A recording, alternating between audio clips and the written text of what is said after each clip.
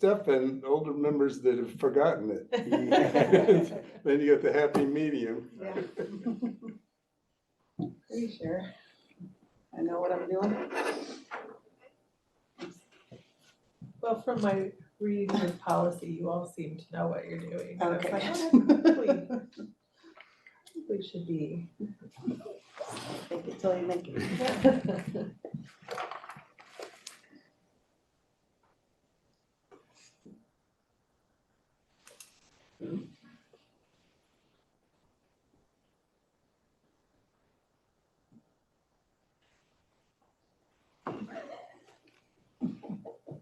It's not always this quiet, is it? Well, we've had some meetings recently with more activity. I listen to those meetings. So it's 5 o'clock. I'll call the meeting to order. We begin with a land acknowledgement. We would like to acknowledge that we gather on the ancestral homelands of the Coast Salish peoples, specifically Nooksack and Lummi tribes, who have lived in the Salish Sea Basin throughout the San Juan Islands and the North Cascades watershed from time immemorial. On behalf of everyone here, we want to express our deepest respect and gratitude for our indigenous neighbors, the Nooksack and Lummi tribes, for their enduring care and protection of our shared lands and waterways. Next, the Pledge of Allegiance. Pledge allegiance to the flag of the United States of America and to the republic for which it stands, one nation, under God, indivisible, with liberty and justice for all. And very simple agenda. I'd like to entertain a motion to approve the agenda as written. Motion to approve agenda as written. Second. All in favor? Aye. Thank you. So tonight we're here to interview for interim superintendent, Mr. Phil Brockman. Thank you for coming. But first, before we get into that, I would like the board to approve the list of questions since they were draft form, and I think you've had a chance to read those now. I did draw on other board members' suggestions as well as a number of staff members to collate to the list of questions. So. I think they look good to me. Okay, if those are good, then we will go with that. So the format, I'd like to go Ryan, Robin. We can start with Danielle. Each board member asks one question. I have 15 questions, so we should each three. So you each have the question, so then you and so that we didn't really set a time here. That's okay. Just when it feels good, but we that should, even with 15 questions, give enough time to adequately Sure. cover each question. So, I think maybe before, I hadn't really written this down here, but maybe before we get started on the questions, I should give you a chance to introduce yourself. So.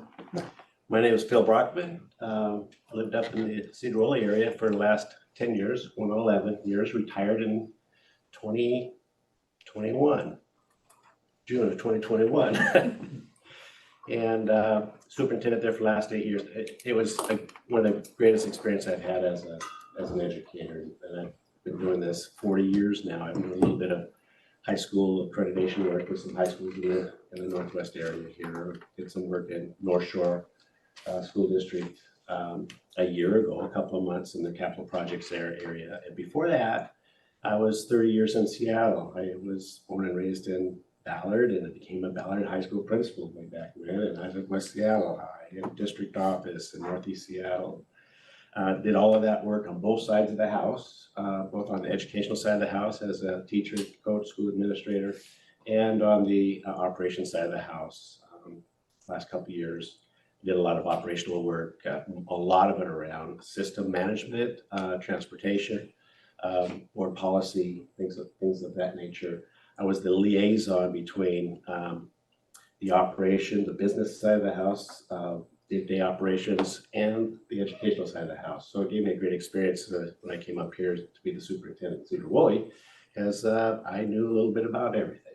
So done well, you name it, I've done it, from teaching to bargaining contracts and superintendent work. So I was involved in our associations, in the Superintendent's Association, the Principals Association, did all that work. And what that did for me is it helped me provide a deeper knowledge of what's going on outside of the Seattle area and within the Washington State as a whole. What's happening in the small district, medium districts, board policies, finance, you name it. Just being a great example. So that's who I am. I'm married for 40 years. I have two girls in their 30s. One's living in San Francisco. The other one is a special ed teacher in the Buckley area down there. I keep trying to remember her school name, elementary. It's Foothills Elementary. She's a special ed teacher, behavior. So, and that's where we are. They're all coming up for Christmas Eve this weekend. So. Well, thank you. So, Danielle, I'll turn that first question over to you. Before we start, I just wondered if you had a sort of procedural, if we have follow-up questions to a response. Is that something we've budgeted time for? No, that's fine. I think let's See where, see how it goes, but I think if you would like to do a follow-up question, as long as we can keep moving ahead. for clarification or something? No, Okay. that sounds good. Okay, thank you. All right. So that would be anybody, not just the person asking the. Right. Do we have an extra copy of the questions? So that, I'm okay. Do you want to, I I'm didn't fine with get, well, for two reasons. It was a draft until we approved it. And I thought you probably could think on your feet. I'm so. fine. all right, Not a problem. all right. First question. If appointed as interim superintendent, how will you approach the task? What will you need to be successful? I'll read that one more time. If appointed as interim superintendent, how will you approach the task? And what will you need to be successful? Well, I would jump right in. And you're in an urgent situation right now. And I've read through a lot of the documents, financial documents, talked to some people have already reached out to me. So I approach it on the ground running, working with the cabinet, working with you on what I believe your priority is getting the financial system right. Not forgetting about the teaching and learning side, because that's your core mission. You know, the teaching and learning, that's where things happen. But to do that, you need to have your finances. And that's talking to your personnel manager, your finance, Brian and Nick. Is it Nick? I think. Some other people, Steve, that was involved with your work with ESD. I know the situation. I've researched it. I'm a sailor, so I'll say it was like a perfect storm coming in with your COVID and enrollment and forest money. I know about that.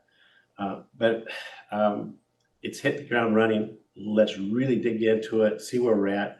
What does OSBI tell us we have to do?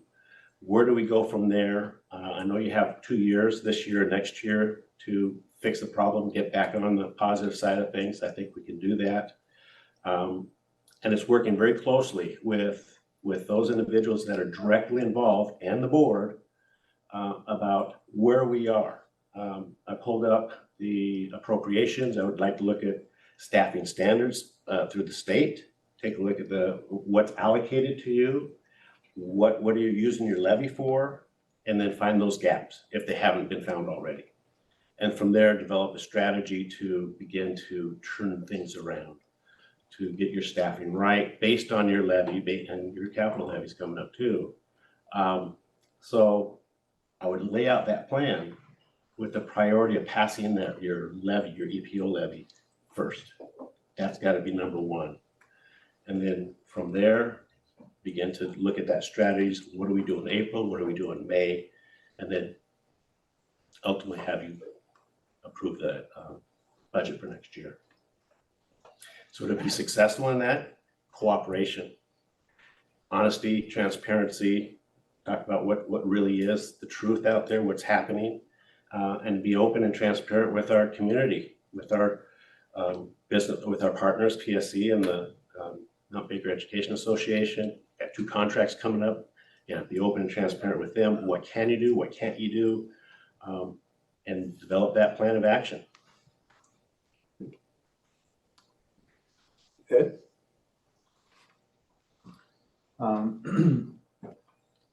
Pretty short question here. What is your educational leadership style? And how would it fit with a small district like Mount Baker? It's collaborative. I believe it's servant leadership. So I'm here to work for our community and especially our students. So I prescribe to the servant leadership model, and I prescribe to the collaborative approach. Everybody has an opinion, and everybody has to be validated about who they are and what their opinion and what they think is going on. That helps develop the strategies for moving forward. I think I remember your mission statement of working with the community in terms of providing, I can't remember exactly the terms, but foundational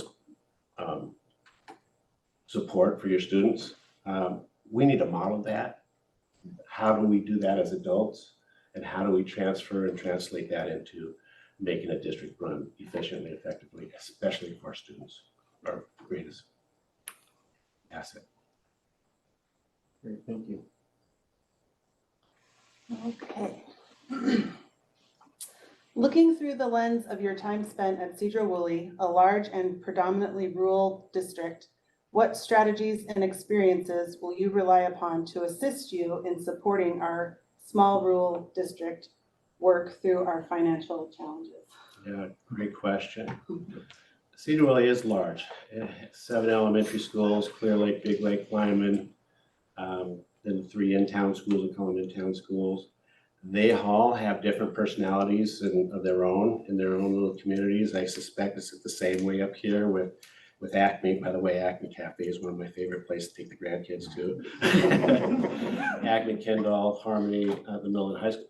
You know, I think it's very similar to that. It's getting out and finding out what those communities, who's in those communities, what they're like, what their personalities are. And every school is a little bit different. Every school community is a little bit different, and they're the hub of your area in that region. So what are they thinking? What do they have to say? And go on that listening tour. And it's going to be a short one, but go on that listening tour and find out what do they think out there? What's going on? And to maybe turn around some myth that's out in the ozone layer of people think that's going on. So I think that's what I do.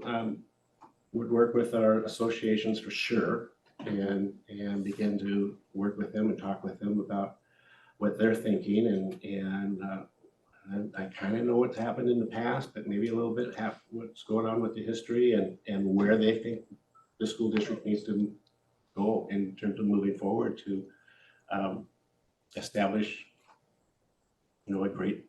You guys are great already, but to move forward to make it right for everybody. Is that it? Yeah, thank you. All right, this one has a few questions. So, as superintendent, have you faced district financial challenges? How do you approach the challenge? What was the resolution, and what would you do differently? Too many times. in a couple different places. Financial challenge is what's this, if there's something that scares you about being a superintendent or being a school official and in charge of something, it's the budget. You've got to keep your eye on the budget. It could be a perfect storm. It could be anything. In Cedar-Woolley, when the timber industry fell out from under us, that was a huge crisis for us. We made a mistake.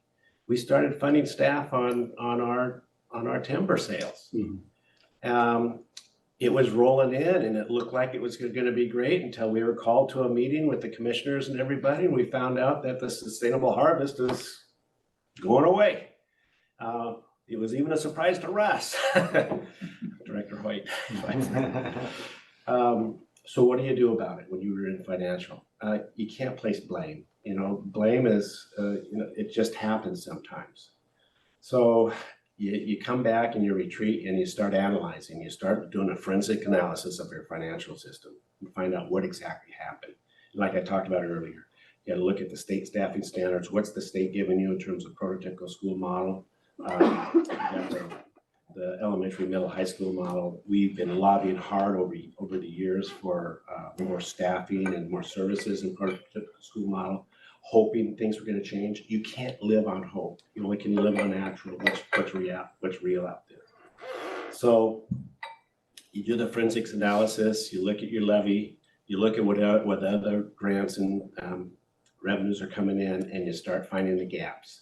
And you start closing those gaps as much as you can. And as I mentioned earlier, it's fortunate that Mount Baker has this 2-year cycle coming up this year, next year to work things through. So you plan. What I did in Cedar Woolley the last time we had a financial crisis, I got up on the whiteboard and we started listing things. Okay, here's the operational side. Here's the teaching and learning side. What can we do to reduce the operational costs? What can we do without affecting that classroom? Then you go down to the teaching and learning side. What can you do to, without affecting the classroom, reduce those costs? So you look at MSOCs, you look at LAP dollars, you look at title dollars, you look at everything that's beginning to that percolates there. You look at your levy dollars. What are you spending your levy dollars on? And you do that analysis. What you want to do is stay as far away from the classroom as you can. But 82% of your budget is staff. So somewhere along the line, you're going to come up to that line, and things are going to happen. It's not pretty, and you're going to have to say, hey, here's where we are. We've done as much as we can outside of staff and away from the classroom. Now what? And that's when you start looking at other strategies, and you start working with your associations, as well as keeping all of the board members and everybody else informed about what's going on. Again, it's being transparent, it's being honest, it's being truthful about exactly where we are financially. You have to do that to make it right before we can move on. Thank you.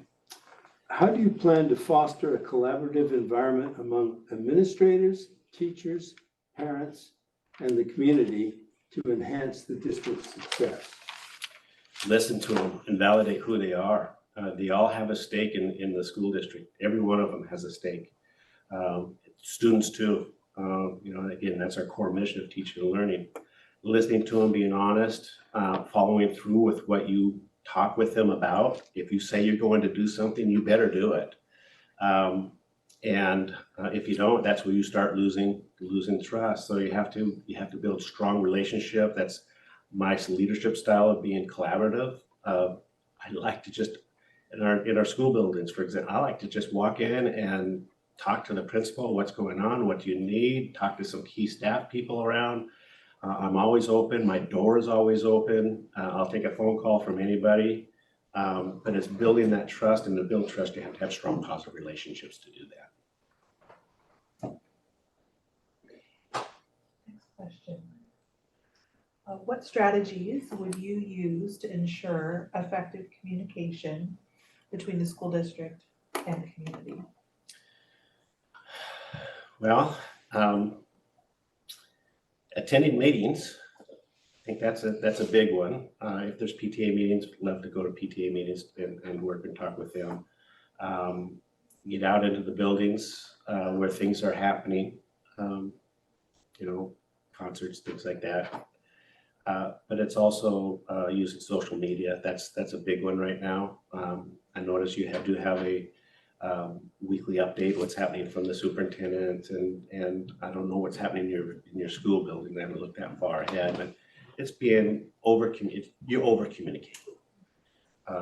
Again, and you take the phone calls. You go out of your way to meet people and talk with people. Be happy to sit down with people in a coffee shop or the Acme restaurant or some place to sit down and talk. Even one person And to take people that walk into the district office, when I was superintendent of Cedar Woolley, there's a lot of people would walk into the district office, is still available. And if I'm here, I'm available, and I'm gonna sit down and I'm gonna talk with people. So it's all of that. It's getting out and working and talking with schools and principals and staff and community members where I can meet them. District office, letters, weekly letters, social media, what's happening, where we're going. If selected, I would focus on what's happening with our financial issues. Again, it's building trust, and the only way to build trust is to meet and speak and talk with people. Okay. Gonna read the question, although I feel like you kind of answered it, but Okay. I'm gonna read it anyway. How would you engage staff, parents, and community members in the decision-making process? Yeah, it's the same way. I know you have a committee already established. I would hope that committee stays together because you have those individuals on that committee, that finance committee. So that would be one way to do that, to hold periodic meetings with that group and report out what's happening monthly, what's happening with our end of the month financial statements, what's happening there. Again, it's engaging them wherever and whenever we can, both formally and informally. And that's the way I know how to do it. I don't know any other way to do it other than talking with people, inviting them in and talking with us. You know, one area where I'd like to, if selected, really work with is our school principals. They are really the people that are the community and in the community hub. You know, they're trusted, and they're working directly with our teachers and our students and community members right there. I'd really like to sit down and work with them and find out what's happening individually in their schools. They're wondering what's going to happen. So budget season is coming up, and they're going to want to know, okay, how much do I get in them supplies, MSOCs? What's my staffing look like? Acme's got 200 students in their school. Am I still going to be able to offer all these teachers, not all, but the teachers to work for that? And the other two elementaries, there are about 300. Is it 2 up? I don't know, but my grade levels.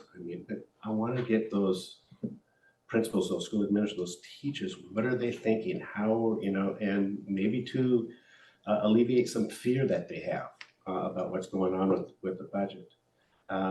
Middle and high school, they have staffing standards of their own. So what do their staffing standards look like? And especially the high school, can they offer a comprehensive program with the staff that they have? And where are we in terms of supplies and curriculum? Can I buy paper this month? It's always on their mind. Or can I get paper for the copy machine? So I think it's a little bit of all of that, but it's meeting people where they are, and superintendent has to go out there and do that. I guess my follow-up question is, given the short things that need to happen in a short amount of time, do you see any challenge related to collecting all of this information to impact the decision process in the, thinking about a lot that needs to happen in a short period of time, and sometimes we need time to ask questions. Yeah. One thing that was really informative to me when I listened to the 3 listening sessions and the financial, and they were pretty well attended, is what I thought they were. But there were some really good questions that came out of that. What's going on? Why are we in this place? What are we going to do next?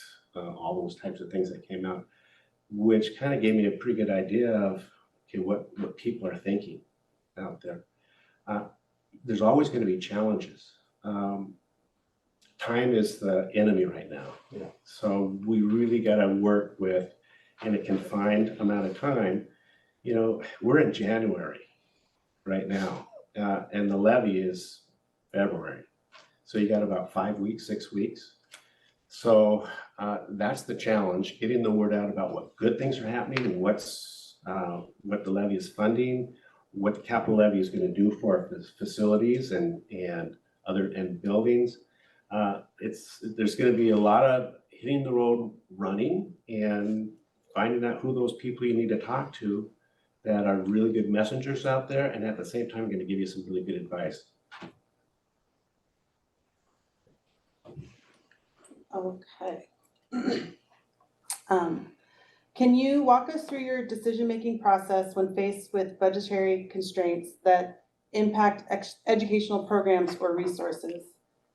And how would you ensure high-quality education? And I do want to expand a little bit on that and just kind of ask how you deal with, everybody wants theirs to be what's accepted. So, I don't know how to say that. Diversity or No, I get it. Let me start with this. I worked in 3 school districts now, a little bit with North Shore, but mostly Seattle and Cedar Woolley.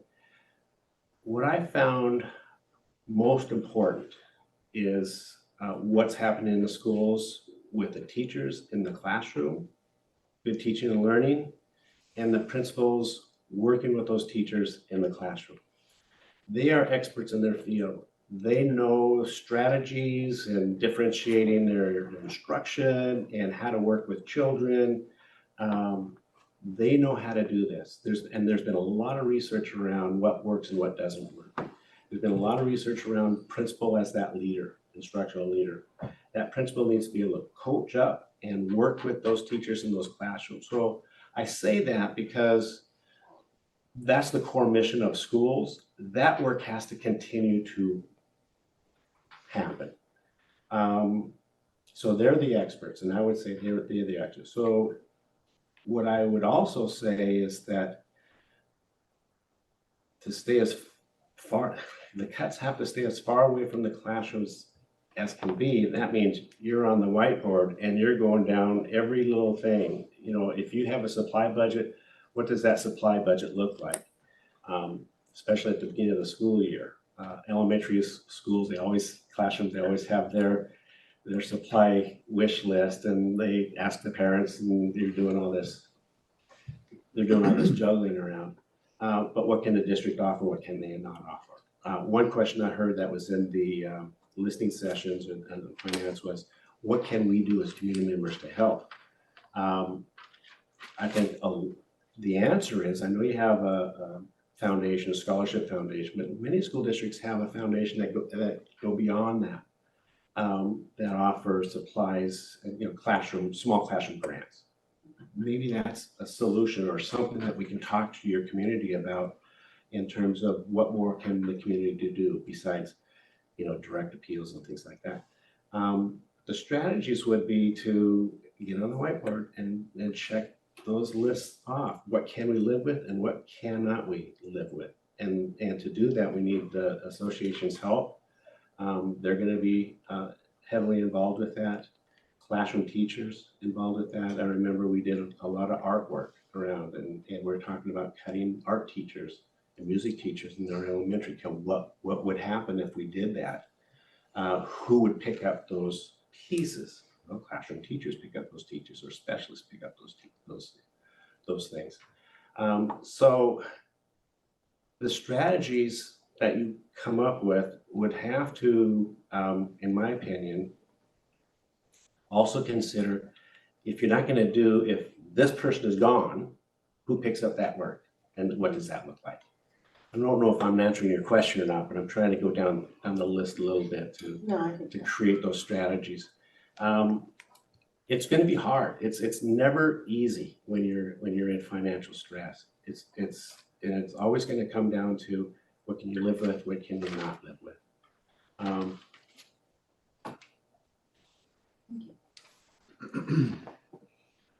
All right. Describe your experience with development and application of strategic planning in a school district. Oh, so that's a great question. The last strategic plan that I did was with Monty Bridges out of ESD 121. He's a retired superintendent down there, and I worked with him with the Principals and School Administrators Association. He was an expert gaining, helping us gain community questions, you know, and what's out in the questions, like support in terms of the different components to a strategic plan. You know, it has to consider teaching and learning. What kind of policies do you have around teaching and learning, and what kind of professional development, what kind of support services, what kind of things can we offer teaching and learning? Financial integrity is another component of that. Cultural competency in terms of, and what I mean about that is in terms of creating a culture within the school district that is school district friendly, that we all get along with each other, I think. So there's 4 or 5 different strategies that you put together, and usually you come up with about 30 to 40 different questions and that are out there that include everything that you can condense. You examine your mission and your vision. Is it still appropriate? Do we need to change it? And then you go down and look at the different strategies around teaching and learning and all the way to the operational side of things. It's a fun, it actually is a real fun activity to participate in. You're leading it and you're facilitating it, and you get to be kind of neutral as you're doing that, but and listen to everybody, because everybody has an idea or a thought about what our school district should be about, and then you pull it all together and see if everybody agrees with it. Can you live with it? And go from there. So the second half of that question is, and that's probably the part as a district we've maybe sometimes struggled with most, is the application of the strategic plan once you get it. How do you apply it? You live it. In the old days, Russ, you might know, we create a strategic plan and a school improvement plan, and I'd sit in my office and I would write it up, and for just because that's what you did, compliance, and you'd submit it, it'd be approved, and there it is, and it sat there. What we've learned over the years through research, once you get your strategic plan out there and your school improvement plan, you have to live it. You have to, and I love what you did around the Indigenous statement. A lot of districts talk about their mission statement as well. And then we have updates once a month anyway, about what's happening in our different schools. That's one of my favorite parts of when I was a superintendent, was going out to the different schools and having the school principal talk about what's going on in their school and how they're living their school improvement plan. Mm-hmm. What are the components that they're doing and working with well. So you can't set it aside. It can't go in the drawer or on the shelf. We have to pull it out. We have to talk about it, both at this level and at the school level. Thank you. The next is describe your approach to managing relationships with unions, including your experience with collaboration and negotiating contracts, especially during times of financial challenges. Yeah, great question. You have 2 open contracts. Mm-hmm. So interest-based. It's got to be collaborative. We sit in a room for hours and hours at a time. The last one I worked on in Cedar Woolley, it was every week. And once we got closer to agreement, it was, every night, sometimes to the middle of the night. We're in agreement more often than not. A lot of it is just language interpretation, and it boils down to, some things that we're interested in doing and some things that the association is interested in doing, but it has to be collaborative and honest, again, transparent about what we can and what we can do from the district side, and then working with the associations to be fair and equitable on their side. So interest-based, what are our interests? How do we work together to resolve those, any issues that we may have with each other? I've always had really good relationships with our associations in Seattle. I helped develop what was called a creative approach schools. there was this big charter school movement going on at that time. And the union was not in favor of charter schools, and the district was kind of exploring a little bit. So we created this document together and experiment around what we call creative approach, where it gave different schools some leeway in terms of hiring and transferring and things like that helped them be in more control of what's happening in their schools. In Cedar Woolley, it was more about conditions, especially COVID. But how can we work together to resolve whatever issues? And in most cases, we were able to do that. So again, they have their interests, we have our interests. Can we come together? Can we agree? Can we resolve and move forward to whatever issue we have? So I like to meet at least once a month. It might be more than that with Mount Baker because of the situation that we're in, but it's a collaborative approach, interest-based approach, and get through it. Sometimes it just takes time to get through. And a follow-up question is, how far along in the budget development process do you need to be prior to potential bargaining? Budget process is now. No. Yeah, and it has been. So what's happening in the state level will drive a lot of what we can do later on. Again, earlier I talked about hope. We can't hope about what they're going to do. And the last few years before I retired, I was on Superintendent Reichdahl's advisory council. And a lot of what we talked about was school financing. That was at the top of superintendents' minds all the time. What's happening for a typical school model? We need more nurses. We need more psychologists. How can we get our legislators to support that work? Keith Wagner's out of Cedar Woolley. He's one of your senators here. Carolyn Eslick, I know her very well. I know the others as well. It's managed getting down and talking to that group of people. And hopefully they'll make some decisions about school district financing that may help us in the future. They have a surplus right now, so there's got to be something that they can throw our way. I looked at your safety net, special ed safety net. You're a little over $100,000. I don't know if there's something that we can squeeze out of that to help us out here a little bit.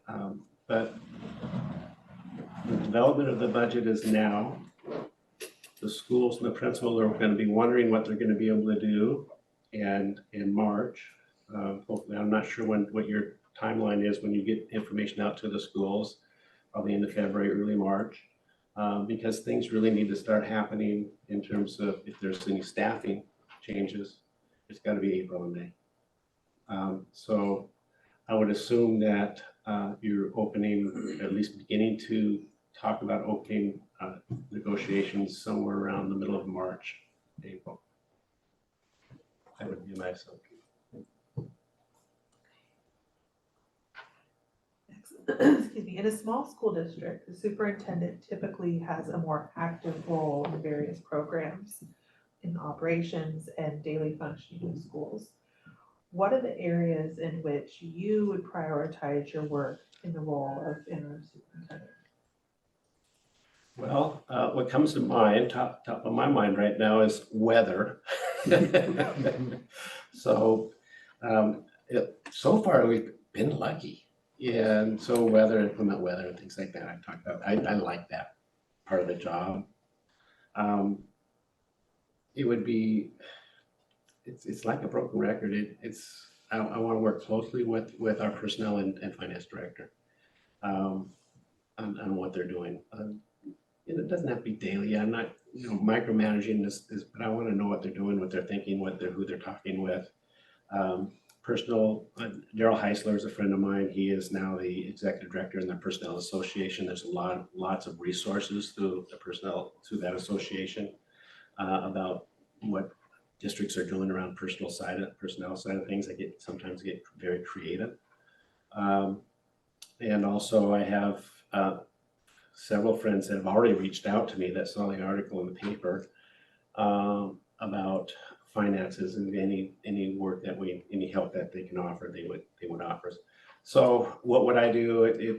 A little bit of everything. That's what a school superintendent does. Most school superintendent, they do a little bit of it. They're in the buildings, they're talking to people, they're working with the assistant, working with the board president, collaborating, talking, exchanging information, just out there, talking to people and working with people and gathering as much information on the ground information as you can to make good, solid decisions for the school district. I think one, they asked that a little bit differently, just based on our most pressing challenges. Yeah. You had to orient yourself to do that. What would that look like in terms of the greatest challenges that we have right now and what you would need to do to prioritize yourself in addressing this? So it's really a question around what you see as our current. Levy. You have to pass the levy. When I was a kid, I remember the double levy failures way back when. It's not fun, and you just look at what's happening in Marysville right now. We've got to pass the levy. So that's got to be a high priority in addition to what's happening with finances and allocations and apportionments and things like that. What are we spending monthly? But that's got to be the number one piece right now. And at the same time, you're developing strategies around the budget and building that budget. Once we get past the levy, then it's, okay, where are we now in terms of budget? What's it look like? And then start to think about what's happening with our associations, PSE and the others, to begin those contract talks. So that'd be number one, number two in my mind. Great, thank you. Tell us about the experience you have serving as interim superintendent or in a temporary leadership role within an educational setting. I think you told us a little bit before. It's kind of the fun part of the job. Interim status, you have all the authority but you know sometimes it might not last. So you kind of go in with just thinking you don't have, there's going to be stress, but you go in kind of loose with it. I'll give an example. When I was in Seattle, I was pulled out of the principalship of Ballard High School to become the high school director. And it was mid-year at this time of year. And the high school director that was hired came from New Mexico. He didn't work out. I'd been a principal for 10 or 12 years at that time. So they pulled me out of there. And the fun part of that job was getting out to meet people that I didn't know. And then that I knew that was out there, but people I didn't know. And get to talk about to them and with them about how they're feeling, what they're doing, what's their community like, and working specifically with in those areas and with those principals. And I can tell you, there's a big difference. I worked at Rainier Beach High School, and I don't know if you're familiar with the Seattle area, but South Seattle. I worked at Rainier Beach High School. That's where I taught and coached. But getting into the other high schools, Franklin High School, Garfield High School, and different demographics of the school district was a very rewarding experience for me to do that. And that's the way I look at this position. If selected, to be a very rewarding experience to come in and meet and get to know each of you, our association, or some of our kids. That's the fun part of this job of being, having that type of a relation, building the relationship and trust, and a recurring theme. But that's the way I approach it. What do we have to do to get the job done? My friend at Garfield High School, Ted Howard, Ted, what do you need? I need buses on time because my kids are not, they're coming late to the school and we have to go across town to play basketball and we're not getting there on time. Or a track meet, or little things that you can help with to support them and the kids. Remember, that's what it's all about, it's the kids. But anyway, I'd find some little nuggets in there as the interim to kind of keep things positive and to validate people and their hard work. Thank you. This is a long one. As a result of binding conditions, the district has taken positive steps toward mitigating future reductions to the district. What are the key indicators that the district must be able to demonstrate for the school board to have clear evidence that we can move forward with hiring a permanent superintendent? And what would you do to contribute to the success of our next superintendent? All right, the key indicators are checking those boxes off. What are we doing monthly? What's our financial reports say monthly? Are we meeting our metrics that were developed through the ESD and OSPI? So it's 1.7, I think, first year. And I've already seen something where that's beginning to change a little bit already. So it's looking at those strategies. Are we meeting those metrics? Are we not? If we're not meeting them, what more can we do to meet those? Binding, it's not a fun place to be in. So there are hard decisions that need to be made. So you make those tough calls, those tough decisions. You're freezing staffing and all of that stuff that's going on. I think I forgot the second part of your question. Sorry. I lost It's it. a long one. What would you do to contribute to the success of our next superintendent? I love coaching, and so you have some staff here. I don't know them, but I've heard about them. I've read some things about them, especially in the district office. Fairly new, and I would love to sit down and talk with them, where their experiences in other places here. How does that compare? Some thoughts and things. One of the things I did last year when I was in North Shore, I was only there a couple of months in the capital project, but we had fairly new people in there. And I just love coaching them up. What's the capital project finance look like? Because you can only spend money restricted to capital projects. It can't go into the other side. But it's coaching people, coaching them up, what they know, what they don't know, let them talk with me and pick my brain and what would you do if, it's these types of conversations. And I hope that I'd be able to contribute that and create a positive atmosphere within the school district, within the schools, with our association. So the next superintendent that walks in the door that you're going to hire for the next 5 or 8 or 10 years walks in with a plan of success that's been developed and follows that plan of success. And they're going to come in with their own thoughts and ideas around teaching and learning and student engagement and professional learning.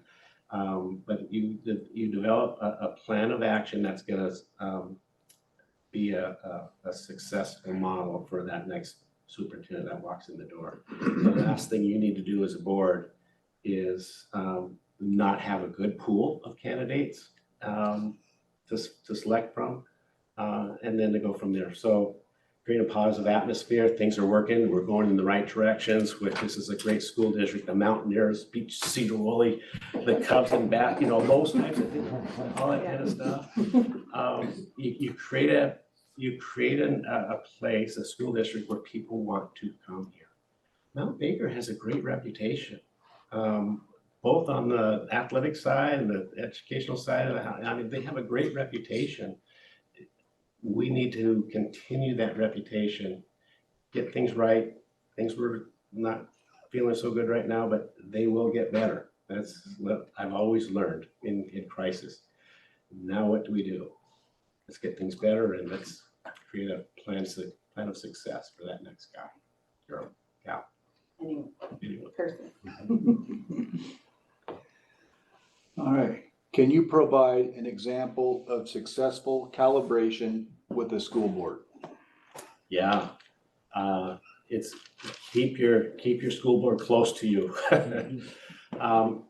I loved working with the school board. I had a great board in Cedar Woolley, and I would meet with them one-on-one, two-on-one. We'd talk about what's happening in their different communities, whether it's Big Lake alignment or whatever, Samish. And it's talking with them and working with them. You are elected officials, and you're elected officials to represent your area, your region in the school district. You know what's going on out in your community. You sat in soccer fields and little league fields and football. You have friends and family telling you what and how to do things probably all the time. I can imagine. So it's working with you very closely and positive, have a positive relationship with you on both sides. Answer any questions that you may have. Give you, if you're asking for anything from us, make sure that we get it to you, and work with you very closely. It's got to be a really close symbiotic relationship that is positive. We're not going to agree all the time. There's going to be complaints, and you're going to come to the superintendent's office. Did you hear about? And think, okay, but how do we, work through this issue and problems? But I've been very fortunate to have worked with the board that I worked with in Cedar Woolley.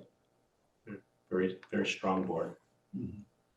So now the last question I have here is, do you have any questions of the school board? I went through all those 15 already. Not really, I talked with Russ, I've talked with Mark Vinn, I've talked with other people. Steve Lidgard is a friend of mine I've talked with different people. I know your situation, I know where you're at. I think I could help you get through this next few months and get this next budget approved and moving forward and moving into next year. I'm excited about the opportunity, and I'm ready to help you. So questions that I have would be, okay, if I'm selected, when do you want me to start? But no, I just very much appreciate the opportunity coming out of retirement a little bit and give me something to do through the winter months and in the spring. I do have some breaking news though. This is going to help. I'm a sailboater. I used to do a lot of racing, and my boat's in Des Moines, and I got a call today. It's from Anacortes, Cap Sandy. So now I'm going to be able to stay closer to home. So that'll help this spring. So since that was a formal question to us, when I think our discussion is as far as when to start, if you were hired, would be in January. Is what we've thought of. We do have scheduled a January 4th meeting to consider the appointment of an interim superintendent. So that would be the first meeting where we would be able to make a decision, and then we would have to make that decision and then go from there. Yeah. But I think our ideal timeline is January because, as you noted, we've got lots of work in a very short time. Yeah. And so we do, waiting is, as you said, time is our enemy here. That's entirely correct. So I think that's probably the best explanation from us, unless you've got some other thoughts, but of timing. And presuming that timeline would work. Yeah, works for me. I have to figure out when I can get the boat from Des Moines to. But I'll figure that. Any follow-up, any other questions? We may have the Nooksack River high enough by then we can sail there. I've got a 6-foot draft, so. Again, it was an honor and a pleasure to be here. Thank you very much for the opportunity. Appreciate it. Thanks for coming.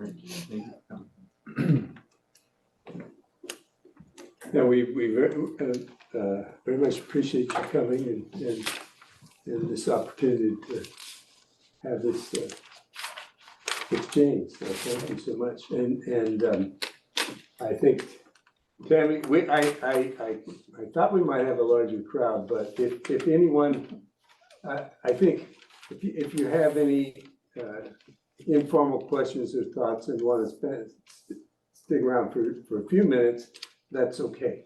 I did You I want me to did stick pass around? this by Tammy earlier, and she said she's willing to stay a little while, but recognized that they should be on the shorter side. I'll take care of that for you. Yeah, time management. All right, so I'm good, or you want me to stick around?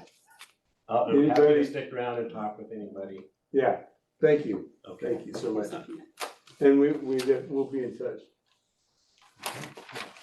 Are we I'm adjourned? dismissed. Adjourned?